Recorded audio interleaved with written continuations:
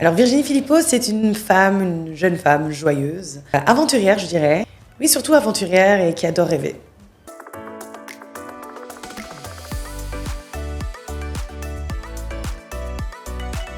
Alors pour commencer, j'étais déjà créatrice de contenu dans le sport, non, lifestyle. Et donc j'aimais énormément l'automobile, mais je n'avais pas le permis. Je n'avais jamais eu l'occasion vraiment de pouvoir faire de la promotion de voitures automobiles. Et donc j'ai commencé quand même finalement une première collaboration avec Peugeot. Et c'est là que je me suis rendu compte que c'était vraiment quelque chose qui me plaisait et qui m'animait. Donc j'ai commencé tout doucement à être créatrice de contenu automobile. Et puis il y a eu vraiment une année où ça a explosé, où j'ai décidé de vraiment faire que ça, donc que l'automobile. Et puis j'ai pu découvrir le sport automobile. Et là, ça a été l'explosion. Je me suis dit, ok, c'est ça que j'ai envie de faire. Et donc j'ai fait une formation de journaliste sportif, parce que je suis plutôt dans la communication.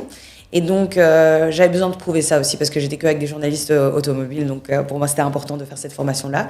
Et donc c'est par après que j'ai commencé vraiment à faire que ça. Et donc je pense même être l'une des seules personnes féminin, en tout cas en Belgique, qui fait ça, de couleur.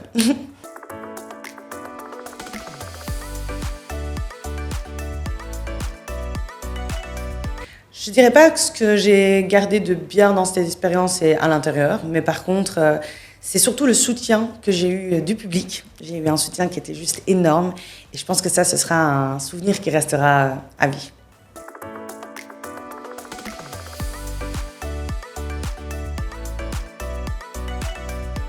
Clairement, on va pas se mentir que oui, bien évidemment, j'ai eu un pincement au cœur parce que surtout, comme je l'ai dit auparavant, j'avais un soutien qui était juste énorme. Et donc, pour moi, c'était vraiment un bonheur absolu. Et puis, je me suis quand même donné aussi les moyens pour pouvoir réussir.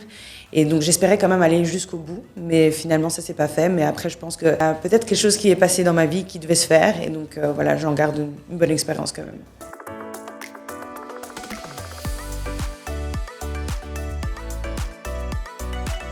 Alors je lui donnerais le conseil de se préserver psychologiquement et que les mots ont souvent un impact, surtout quand on porte la couronne, et qu'elle doit rester assez bienveillante.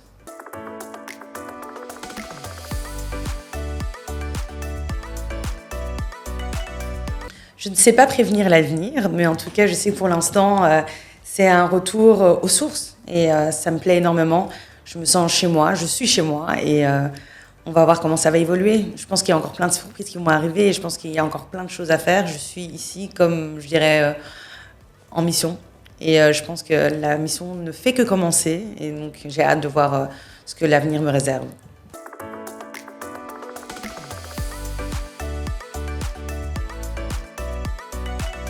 C'est clair que c'est un énorme défi, mais c'est aussi un pays avec plein d'opportunités. Et je pense que quand on vient de l'Occident, on le voit directement ici qu'il y a tellement de potentiel.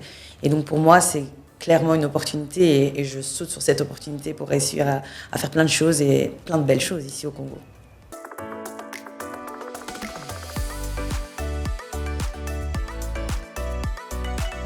Alors pour les jeunes Congolais qui m'admirent, en tout cas, je vous remercie déjà d'avance. Et puis, ce rôle que j'aimerais bien jouer, c'est juste inspirer, parce que je pense qu'ensemble, on peut faire plein de choses et puis on peut s'inspirer l'un l'autre.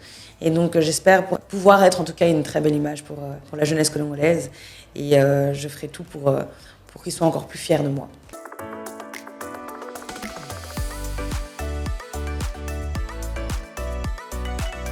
Alors pour l'instant, je travaille sur mon projet Drive for Hope, donc c'est mon ONG que j'ai créé ici en début d'année 2025. Il y a encore plein de choses qui doivent être créées, finies, donc c'est encore en plein projet. Et donc voilà, j'ai hâte de le faire fleurir, parce que c'est une petite graine, mais je sais que cette graine va devenir peut-être pas la forêt congolaise, mais en tout cas j'espère qu'elle va grandir au maximum et qu'on pourra pas sauver des vies, mais en tout cas donner beaucoup de courage et beaucoup d'espoir à beaucoup de jeunes.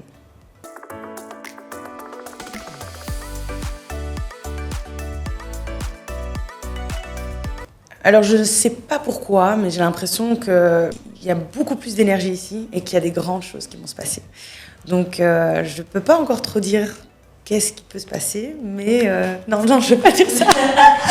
Non, je sais pas. Honnêtement, voilà, je pense qu'il y a un grand avenir ici à se faire. Et puis je pense que, enfin, vous allez voir la suite et peut-être que Bellissima seront les premiers à peut-être savoir ce qui sera la suite.